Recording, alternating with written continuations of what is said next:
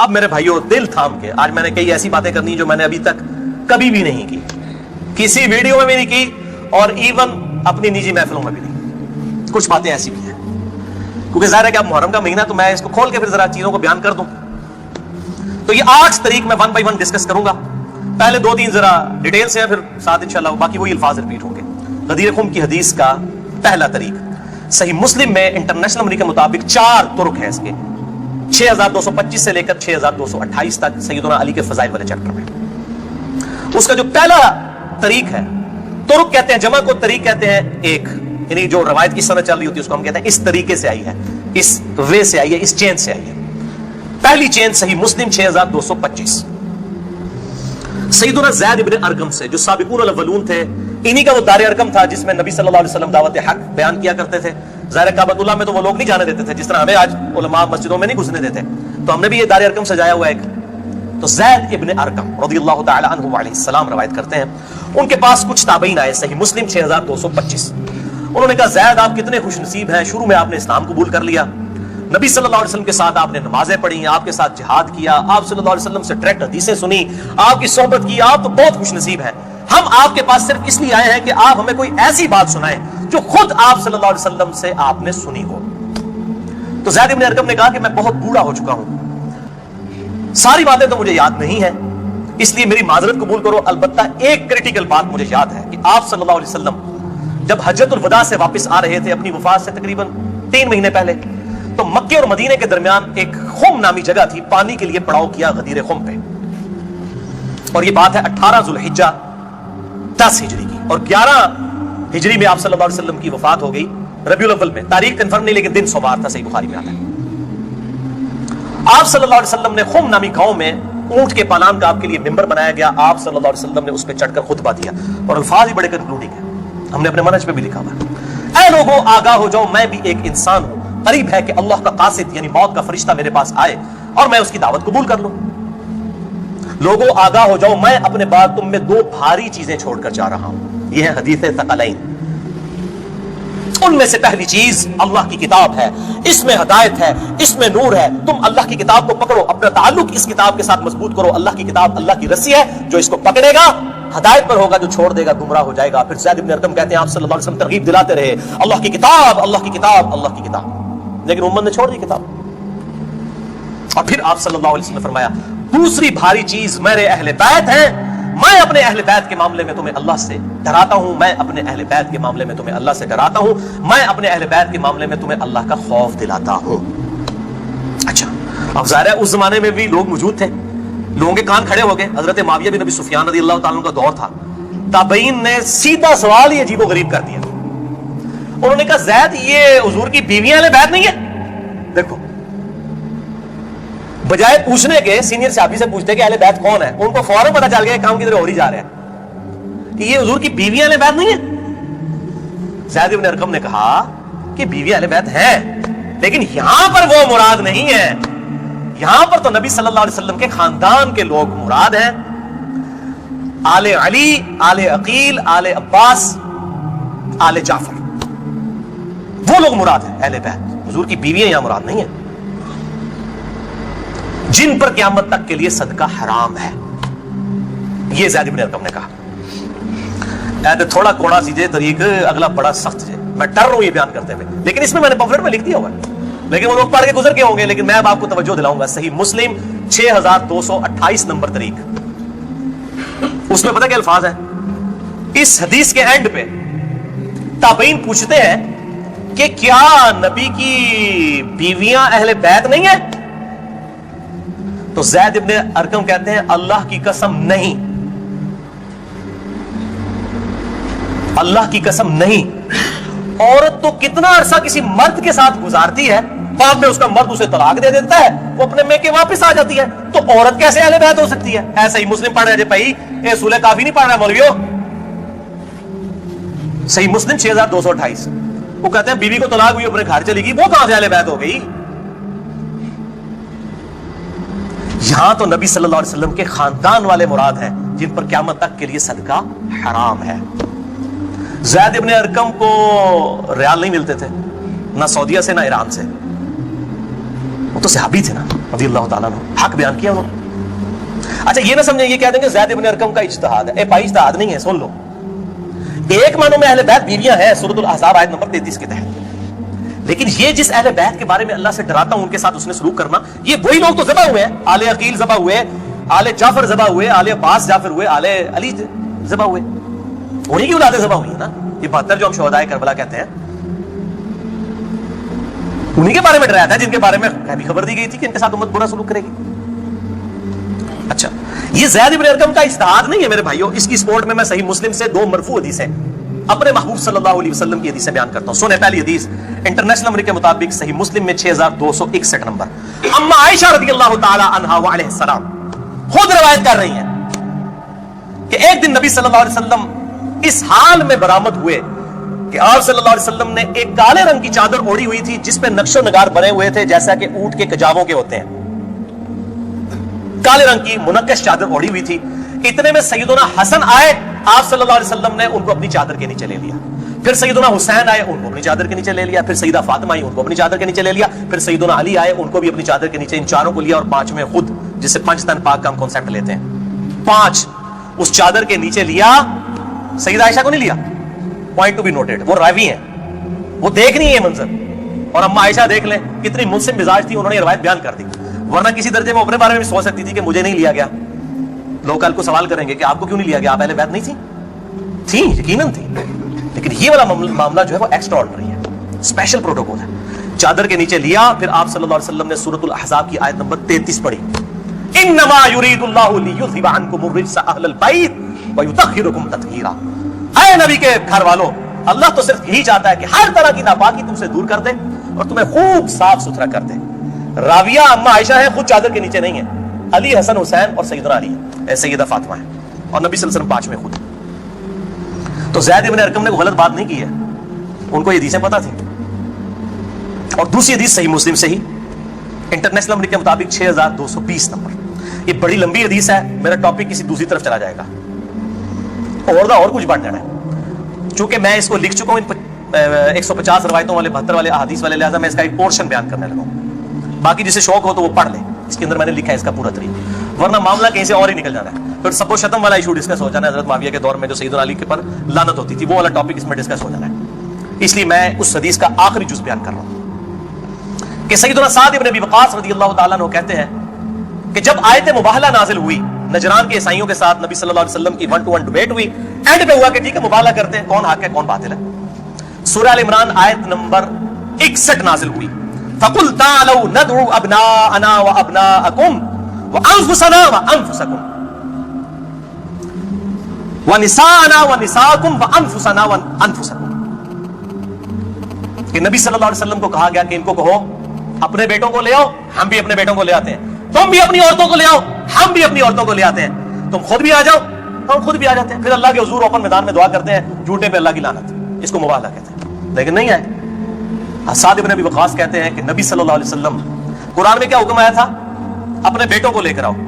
تو کس کو لے کے آئے, سیدنا حسن, سیدنا حسین, سیدنا علی. اور ساتھ کیا تھا, اپنی عورتوں کو لے کر آؤ. نبی صلی اللہ علیہ وسلم کی عورت کون تھی, سیدہ عائشہ, سیدہ حفصہ, باقی امہات المومنین.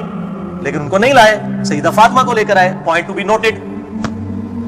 ناسبیوں کے لیے پکی. اگر آپ کو کہے اپنے گھر کی عورتوں کو لے آؤ تو سب سے پہلے بیوی لائی جاتی ہے.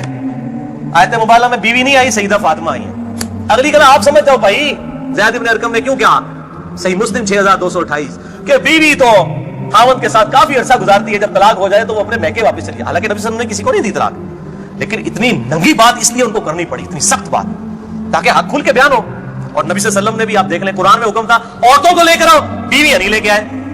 سیدہ فاطمہ کو ساتھ لے کے آئے. یہاں سے بھی 5 تن پاک والا کانسیپٹ. یہ پاک والا وہ معصومیت والا عقیدے کی میں بات نہیں کر رہا, اہل سنت کا جو عقیدہ ہے, منہج ہے, اس کی بات کر رہا ہوں. لہٰذا سیدنا زید بن ارقم رضی اللہ تعالیٰ عنہ کی تشریح بالکل درست ہے. تیسرا طریق امام ابن ابی عاصم کی کتاب السنہ 1158 نمبر حدیث ہے. سیدنا علی رضی اللہ تعالیٰ عنہ خود راوی ہیں کہ غدیر خم پہ آپ صلی اللہ علیہ وسلم نے صحابہ کو جمع کر کے کہا کہ اے میرے صحابہ, کیا تم اللہ کو رب مانتے ہو, مجھے اپنا پیغمبر مانتے ہو؟ صاحب نے کہا بلا یا رسول اللہ کیوں نہیں. پھر کہا کیا تم اللہ اور اس کے رسول کو سب لوگوں سے بڑھ کر محبوب سمجھتے ہو؟ میں نے کہا کیوں نہیں. پھر آپ صلی اللہ علیہ وآلہ وسلم نے فرمایا کہ پھر اگر تم مجھے اور اللہ کو محبوب رکھتے ہو، پھر فرمایا من کنت مولاہ فہذا علی مولاہ، پھر جس کا مولا میں اس کا مولا علی۔ جگری یار، مولا کا مطلب جگری یار، جسے سورہ التحریم کی آیت نمبر 4 میں ہے ان اللہ ہوا مولاہ و جبریل و صالح المؤمنین، اللہ کے نبی کا مولا ہے جبریل، فرشتے اور تمام صالح مومنین مولا ہے۔ نبی صلی اللہ علیہ وسلم ان کے مولا ہے، وہ ان کے دلی محبوب ہے۔ ہم اپنے مولویوں کو بھی مولانا کہہ رہے ہوتے ہیں نا، دلی محبوب مشکل کچھ آگے مانا نہیں ہوتا، دلی محبوب، جگری یار، بیسٹ فرینڈ۔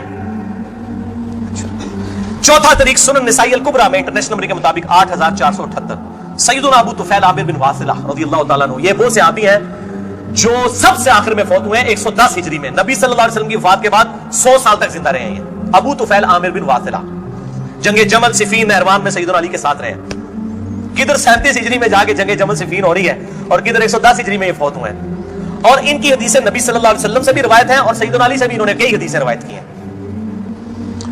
وہ کہتے ہیں کہ کھلے میدان میں سیدنا علی رضی اللہ تعالیٰ عنہ نے، یہ صفین کا ہی موقع تھا، پبلک کو جمع کیا، اپنے ماننے والوں کو جو ساتھ تھے، شیعان علی، شیعہ کا مطلب ہے گروہ کے بندے، تو پھر ان سے وہ حدیث بیان کی کہ ذرا مجھے بتاؤ نا کہ تم لوگوں نے نبی صلی اللہ علیہ وسلم سے یہ حدیث سنی تھی، کہ کئی لوگ گواہی کے لیے کھڑے ہو گئے۔ پھر وہ پوری حدیث بیان کی جو آپ صلی اللہ علیہ وسلم فرمایا النبی اولیٰ بالمؤمنین من انفسہم، نبی صلی اللہ علیہ وسلم مومنین کی جانوں پر ان کی جانوں سے بڑھ کر حق رکھتے ہیں، اور نبی کی بیویاں امت کی مائیں ہیں۔ اس آیت کے تحت اے صحابہ کرام، اے میرے امتیوں، کیا تم مجھے سب سے بڑھ کر محبوب رکھتے ہو؟ سب نے کہا بلا یا رسول اللہ۔ پھر آپ صلی اللہ علیہ وسلم نے مولا علی کا ہاتھ پکڑا، یوں بلند کیا صحابہ میں اور کہا من کنت مولاہ فہذا علی مولاہ، پھر جس کا جگری یار میں، اس کا جگری یار علی بھی ہونا چاہیے، ہاتھ پکڑ کر۔ اچھا، ابو طفیل عامر بن واصلہ کہتے ہیں یہ حدیث جب میں نے سیدنا علی سے سنی تو میں ہل گیا، میرے دل میں قلق تھا کہ نبی صلی اللہ علیہ وسلم نے اتنی بڑی بات کی حضرت علی کے بارے میں، اور صحابہ کرام علیہ رضوان نے گواہی دی۔ اس میں آگے الفاظ یہ موجود ہیں کہ اس میں ہی الفاظ موجود ہے کہ آپ صلی اللہ علیہ وسلم نے اسی حالت میں کہا اے اللہ جو علی سے محبت رکھے اس سے محبت رکھ، جو علی سے دشمنی رکھے اس سے تو بھی دشمنی رکھ۔ یہ بہت بڑی بات ہے۔ ابو طفیل کہتے ہیں میں نے کہا یہ حدیث، میں کہتے ہیں باہر نکلا، میں نے کہا سب سے سینئر صحابی شروع کے مسلمان ہیں زید ابن ارقم، اور پہلے تیار بیٹھے ہیں زید ابن ارقم، وہ تو بولے گا نہیں زید ابن ارقم کون ہے، تو ہم جماعت اسلامی نے اسکول بھی نہیں دار ارقم بولن گے، تو دار ارقم انہی کے نام پہ رکھے ہوئے، کیونکہ دار ارقم سب سے پہلا گھر تھا جہاں نبی صلی اللہ علیہ وسلم دعوت توحید کیا کرتے تھے۔ زید ابن ارقم کے پاس گئے، ان کا زید آپ تو سابقون اور اولون میں سے ہیں، مجھے بتائیں حضرت علی نے یہ حدیث بیان کی ہے اور اتنے لوگوں نے گواہی دی ہے، انہوں نے کہا تو کیا بات کرتا ہے، میں نے تو خود نبی صلی اللہ علیہ وسلم سے یہ حدیث سنی ہوئی ہے من کنت مولاہ فہذا علی مولاہ، اور اے اللہ اس سے محبت رکھ جو علی سے محبت رکھے، اس سے دشمنی رکھ جو علی سے دشمنی رکھے۔ یہ وہ حصہ ہے جس کا ابن تیمیہ نے انکار کیا منہاج السنہ میں۔ پھر شیخ البانی نے پھر صفوں کے صفحے کالے کیے کہ ابن تیمیہ میں جلد بازی کی عادت تھی اور مبالغہ آ رہی تھی۔ سلسلہ احادیث صحیحہ 2223 نمبر حدیث کے کانٹیکسٹ میں شیخ البانی نے سخت گرفت کی ہے۔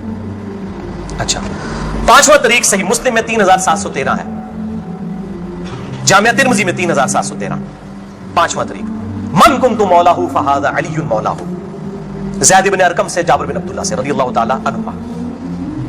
چھٹا طریق مسند احمد میں ہے انٹرنیشنل نمبر کے مطابق 19321 جلد 4 صفحہ 370 پر، کہ سیدنا علی نے جب پوچھا گواہی دو گے اس حدیث کی غدیر خم کی، تو 30 صحابہ وہاں پر کھڑے ہوئے، اور باقی پوری حدیث وہی ہے سنن نسائی الکبریٰ والی کہ اے اللہ اس سے محبت رکھ جو علی سے محبت رکھے، اس سے دشمنی رکھ جو علی سے دشمنی رکھے۔ تو ہمیں تو بڑا فخر ہے، ہم تو علی سے نہ صرف محبت رکھتے ہیں، علی کے دشمنوں کو للکار رہے ہیں الحمدللہ۔ تو اللہ تعالیٰ اسی عمل کے سبب، اس عمل کا وسیلہ اللہ کے حضور پیش کرتے ہیں کہ اللہ تعالیٰ ہمیں محبوب رکھے، آمین۔ بھائی یہ غدیر خم پہ آپ صلی اللہ علیہ وسلم نے خطبہ کیوں دیا؟ اس کی میں نے حکمت کے لیکچرز میں بیان کی، یہاں پہ بھی بیان کر دوں۔ یہ آپ خطبہ حجۃ الوداع پہ بھی دے سکتے تھے، وہ روایتیں ضعیف ہیں۔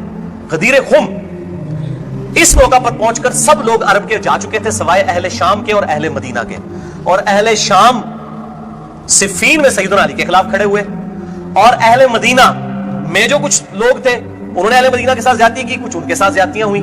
اہل مدینہ اور اہل شام کو اصل میں ڈرایا گیا، کیونکہ واقعہ حرہ میں اہل مدینہ کے ساتھ ظلم کیا یزید نے، اور صفین میں جو ہے وہ حضرت معاویہ جو فوج لے گئے وہ شامیوں کی تھی۔ اس لیے نبی صلی اللہ علیہ وسلم نے حضرت علی کے بارے میں یہ کرٹیکل حدیث وہاں پر بیان کی تاکہ شامیوں کو اور اہل مدینہ کو ڈر سنا دیا جائے۔ یہ اس کی ٹیکنیکل ریزن تھی، یہ کوئی خلافت والا معاملہ نہیں تھا۔ وہ تو بخاری اور مسلم کی متفق علیہ حدیث ہے، صحیح بخاری میں 4460 نمبر حدیث ہے۔ سیدنا طلحہ نے جب پوچھا عبداللہ ابن ابی اوفا سے کہ بتائیے کیا نبی صلی اللہ علیہ وسلم نے اپنا وصی کسی کو بنایا؟ انہوں نے کہا کسی کو نہیں بنایا، آپ نے ہمیں قرآن پر چلے رہنے کی وصیت کی تھی۔ یہ جو وصی رسول والا ایشو ہے, یہ اجماع صحابہ ہے. میں نے پورا لیکچر ریکارڈ کروا دیا ہے. مسئلہ نمبر 55B, وصی رسول کون ہے اور حدیث قرطاس کا تحقیقی جائزہ. وصی رسول نہ سیدنا ابو بکر ہے نہ سیدنا علی ہے, بلکہ قرآن حکیم ہے. سیدنا ابو بکر کی جو خلافت اسٹیبلش ہوئی وہ اجماع صحابہ تھا رضی اللہ عنہم اجمعین وعلیہم السلام. یہ سارے طریق میں جتنے بیان کر رہا ہوں نا, یہ آپ کو مل جائیں گے سلسلہ احادیث صحیحہ میں 1750 نمبر شیخ البانی کے اور 2223 میں. سیکنڈ لاسٹ ترک 7واں المستدرک للحاکم میں انٹرنیشنل نمبر کے مطابق 4711 زید ابن ارقم سے. یہ بڑے خطرناک الفاظ ہیں. زید ابن ارقم ڈر جاؤ, زید ابن ارقم کرو جڑی روایتیں انہوں نے بیان کی تھی. زید ابن ارقم کہتے ہیں کہ نبی صلی اللہ علیہ وسلم نے فرمایا تھا غدیر خم پر کہ میں اپنے بعد دو بھاری چیزیں چھوڑ کر جا رہا ہوں, قرآن اور اہل بیت. یہ قیامت تک اکٹھے رہیں گے یہاں تک کہ حوض کوثر پہ آ کے مجھ سے ملاقات کریں گے, قرآن اور اہل بیت. یہ حوض کوثر میں ملاقات کر کے کیا لینا ہے انہوں نے؟ بخاری اور مسلم کی حدیث ہے, انصار تم پر ظلم ہوگا, صبر کرنا یہاں تک کہ حوض کوثر پہ مجھے آ کے ملنا. بخاری مسلم میں حدیث ہے, انصار کی محبت ایمان کی علامت ہے. انصار پہ ہی تو ظلم کیا گیا. واقعہ ہررا کیوں ہوا تھا؟ قتل حسین کے بعد انصار کی اولاد نے بیعت یزید کی توڑ دی تھی, اسی وجہ سے اس کو غصہ آیا. کہا انصار صبر کر رہا یہاں تک کہ مجھے حوض کوثر پہ کیا مٹھائی کھلائی دے گی؟ نہیں. بخاری اور مسلم کی متفق علیہ حدیث ہے, میرے حوض کوثر پہ کچھ لوگ آئیں گے اور میں کہوں گا اصحابی اصحابی, یہ تو میرے صحابہ ہیں. ایک روایت میں اسیحابی اسیحابی, تو میرے ساتھی ہیں, میرے صحابی ہیں. یہ کیا کرتے ہیں جس طریق میں آتا ہے نا امتی امتی, وہ نکال کے تو بریلوی دو بندیوں پر لگانا شروع کر دیتے ہیں. اور صحابی لکھے نا مکتبۃ شاملہ میں, بخاری مسلم میں کھل جائیں گے. تو آپ صلی اللہ علیہ وسلم فرماتے ہیں کہ میں جب ان کو حوض کوثر سے پلانے لگوں گا, میرے ان کے درمیان ایک دیوار کھڑی کر دی جائے گی اور مجھے کہا جائے گا اللہ کے نبی آپ کو نہیں پتا آپ کی وفات کے بعد یہ لوگ دین سے الٹے قدم پھر گئے تھے, انہوں نے دین میں بدعتیں جاری کر. فرماتے ہیں میں کہوں گا سحقن سحقن لمن غیر بعدی سحقن سحقن لمن بدل بعدی. ان پر پھٹکار ہو جنہوں نے میری وفات کے بعد میرا دین بدل دیا, جنہوں نے میری وفات کے بعد میرے دین میں تغیر کر دیا. اب یہ ایک اور پنڈورا باکس ہے, اس کو بھی میں یہاں پر کلوز کرتا ہوں. جسے شوق ہو میری زندگی کا اہم ترین لیکچر مسئلہ نمبر 96 عظمت صحابہ رد المنافقین اور سنی شیعہ کے اختلاف کا تحقیقی جائزہ اہل سنت پاک.com پر جو ہے وہ دیکھ لیں. ہر ایک چیز میں سے ایک جن برآمد ہوتا ہے. 8واں طریق اس سے ریلیٹڈ ہے, غدیر خم کا تو نہیں لیکن ریلیٹڈ ہے, اس لیے میں نے اس کو بیان کرنا ضروری سمجھا. المستدرک للحاکم میں انٹرنیشنل نمبر کے مطابق 4628. اس دن میں حدیثیں بیان کر رہا ہوں. شیخ البانی, شیخ زبیر علی ضعیف, امام ذہبی, امام حاکم رحمہ اللہ اجمعین, تمام نے ان کی تصحیح کی ہوئی ہے. میں کو کار بیگ نہیں, میں عالم ضعیف حدیثیں بیان کر رہا ہوں نا, جو قواعد اللہ سنابلی کرتا ہے. تو پائی جی تو 10 گھنٹے میں مکڑ حدیثیں, میں صرف صحیح حدیثیں بیان کر رہا ہوں جن کے اوپر اتفاق ہے سب کا. یہ حدیث بھی بڑی اہم حدیث ہے. ابو ذر غفاری کا غلام تھا ایک ابو ثابت, وہ کہتے ہیں میں جنگ جمل کے بعد حضرت ام سلمہ ہماری جو ماں ہے جو آخر میں فوت ہوئی واقعہ کربلا کے بعد بھی, ام سلمہ ام المؤمنین رضی اللہ تعالی عنہا و علیہ السلام, کہتے ہیں میں ان کو ملنے گیا. اماں نے پوچھا, اماں ام سلمہ ہوتے اگر میں لیکچر دیا نا بنو امیہ کے خلاف جتنی حدیثیں ہیں نا, جتنی حدیثیں ممبروں پہ لعنت کرنے والے کے خلاف, سیدنا علی کو گالیاں دینے والوں کے پر عتاب, سب کی سب ام سلمہ سے. ام سلمہ پہ اگر ایک میں پورا لیکچر دے سکتا ہوں کہ انہوں نے جو بنو امیہ کے خلاف حدیثیں روایت کی ہیں, ام سلمہ نے نبی صلی اللہ علیہ وسلم کی بیوی, ایک بریلوی دیوبندی اہل حدیث شیعہ نہیں تھی بھائی, نبی صلی اللہ علیہ وسلم کی بیوی تھی. یہاں پہ بھی ام سلمہ کو وہ تابعی کہتا ہے میں تو جمل سے آیا ہوں.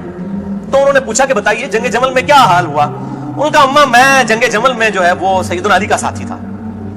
اچھا, کہتے ہیں لیکن صبح کے وقت جب میں نے اپنے مخالف لشکر میں سیدہ عائشہ کو دیکھا تو میرا دل ڈولنے لگ پڑا کہ یہ ٹھیک ہے یہ وہ.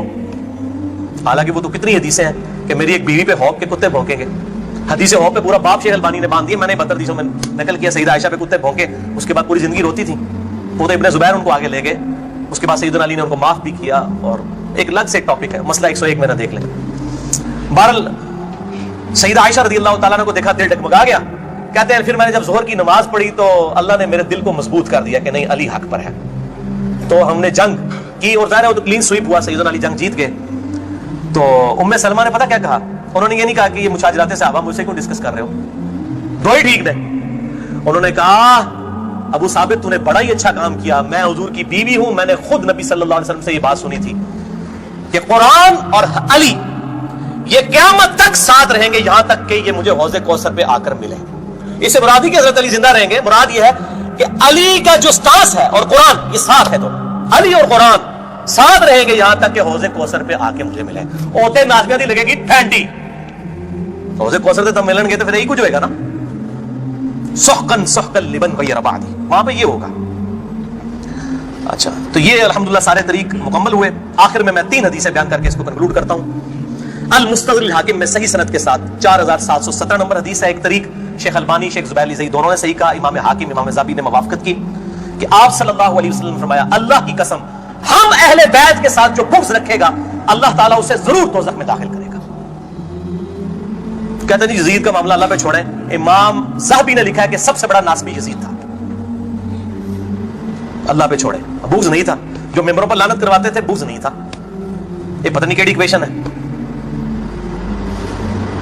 تو جھوٹا دفاع کرتے ہیں بنو امیہ کا.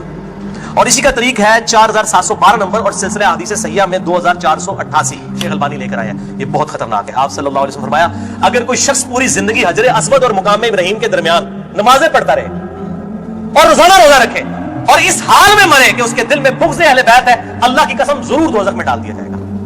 وہ تو اڑیاں روائی جانا کس کام دیا نے بھائی؟ تو اڑیاں پکڑیاں کس کام دیا نے؟ اگر بغض اہل بیت ہے باہر میں گیا سعودیہ کا پیسہ, باہر میں گیا ایران کا پیسہ, اپنی آخرت کی فکر کرو کہ نا خوش کر دے گا تسی اللہ دے بندے ہو آیا کرو. دوسری حدیث امیر المؤمنین سیدنا ابو بکر الصدیق رضی اللہ تعالیٰ عنہ علیہ السلام کا قول صحیح بخاری میں حضرت حسین والے چیپٹر میں ہے, نبی صلی اللہ علیہ وسلم کی بیویوں والے چیپٹر میں نہیں ہے. امام بخاری کو پتا سی کہ اہل بیت کون ہے, اسپیشل اہل بیت کون ہے اور یوزول اہل بیت کون ہے. امام بخاری حضرت حسین والے چیپٹر میں اس کو لے گئے ہیں 3751. سیدنا ابو بکر صدیق رضی اللہ تعالیٰ عنہ علیہ السلام کہتے ہیں کہ محمد صلی اللہ علیہ وسلم کی محبت کو اہل بیت کی محبت میں تلاش کرو. یہ ابو بکر صدیق کا فتویٰ ہے, رفع دین میں تلاش نہ کرو. محمد صلی اللہ علیہ وسلم کی محبت کو اہل بیت کی محبت میں تلاش کرو, اور اہل بیت کو حضرت حسین والے چیپٹر میں لے کے آئے 3751. اور آخری حدیث صحیح مسلم میں وہ ریپیٹ کر لیں 240 نمبر کتاب الایمان میں سیدنا علی کہتے ہیں اس اللہ کی قسم کہ جس نے دانے کو پھاڑ کر اس میں سے اناج اگایا اور ہر مخلوق کو پیدا کیا. نبی امی نے مجھ سے عہد لیا تھا کہ اے علی تجھ سے صرف مومن ہی محبت کرے گا اور تجھ سے بغض صرف منافق ہی رکھے گا. اب محبت علی کا یہ مطلب نہیں ہے کہ غلوف کرے, یہ مشکل کشا ماننا شروع کر دیں. مراد یہ کہ جو ان کے صحیح جتنے بھی فضائل آئے ہیں ان کو مانا جائے الحمدللہ, اور ان کے دشمنوں سے دشمنی رکھی جائے. یہ بھائیو اب آج کی گفتگو کنکلوڈ ہوئی. میں آخر میں پھر وہی کہوں گا کہ یہ میرا جو ریسرچ پیپر ہے 5B واقعہ کربلا کا حقیقی پس منظر 72 صحیح الاسناد حدیث کی روشنی میں, اسے ضرور پڑھیں. اہل سنت پاک.com سے research paper number 5B download کریں. میں اپنی گفتگو کا اختتام کروں گا امام محمد بن ادریس الشافعی المتوفی 204 ہجری کے اس مشہور شہر پر جو ان کے دیوان الشافعی میں چھپا ہوا ہے. کسی مولوی کی سند کی ضرورت نہیں, ان کی اپنی کتاب ہے دیوان الشافعی. اور تمام محدثین چاہے ابن تیمیہ ہوں, امام ذہبی ہوں, ابن کثیر ہوں, سب نے اپنی کتابوں میں اس شعر کو نقل کیا ہے. چونکہ میرے پہ بھی فتویٰ لگنا ہے تو میں بتاؤں کہ میں کوئی اکیلا نہیں ہوں, ہمارے بزرگوں پہ ان کے بزرگوں نے فتوے لگائے ہیں. امام شافعی سے بڑا کوئی اہل سنت کا امام نہیں ہے. احمد بن حنبل ان کا شاگرد ہے, اور احمد بن حنبل صرف حدیث میں ایکسپرٹ ہے. امام شافعی وہ ہیں جو حدیث میں ایکسپرٹ, فقہ میں ایکسپرٹ, منطق میں ایکسپرٹ, ان سے بڑا کوئی امام نہیں اہل سنت کا. اور امام بخاری ان کے پوتا شاگرد, امام ترمذی ان کے پڑپوتا شاگرد, اور خود امام مالک رحمہ اللہ علیہ السلام کے شاگرد ہیں.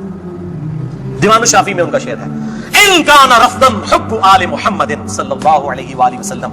اگر آل محمد کی محبت کا نام تم کہتے ہو رافضی ہونا ہے, شیعہ بھی نہیں رافضی, فلیشہد الثقلان انی رافضی, تو جنوں انس گواہ ہو جاؤ, اے بریلویوں دیوبندیوں اہل حدیث شیعہ سب کے سب, چاہے جنوں میں ہو چاہے انسانوں میں ہو, من الجنۃ والناس, وہ والا بھی من الجنۃ والناس, گواہ ہو جاؤ فلیشہد الثقلان انی رافضی, ہاں میں پھر رافضی, میرے رافضی ہونے پر گواہ ہو جاؤ.